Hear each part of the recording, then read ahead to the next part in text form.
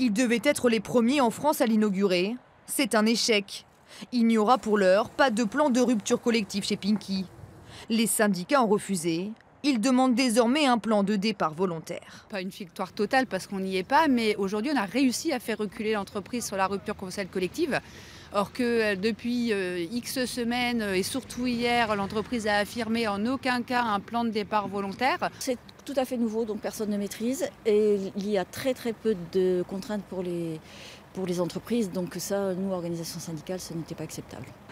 Chez PSA aussi, ça coince du côté des syndicats. La direction souhaitait obtenir un accord dans la journée. Elle devra attendre. 1300 postes en France seraient concernés chez Peugeot Citroën par cette rupture conventionnelle collective. À la sortie de l'usine de Valenciennes, les salariés sont à Berre. Et on a ouvert la boîte de Pandore pour PSA et ils vont choisir ce qu'ils veulent. S'ils veulent supprimer un atelier, ils vont faire la rupture conventionnelle sur un atelier et les gens n'auront rien à dire. Non, on n'est plus protégé maintenant.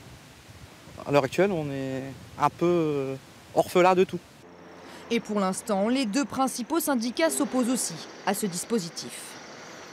Qu'est-ce qu'on va faire de cette société où il n'y a que des précaires? Parce que c'est ça que va faire Peugeot à terme. Quand nous on sera partis, les CDI, ça sera que des précaires. C'est inacceptable.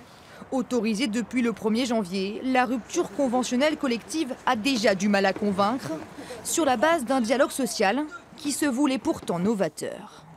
Putain, t'as la chance, c'est le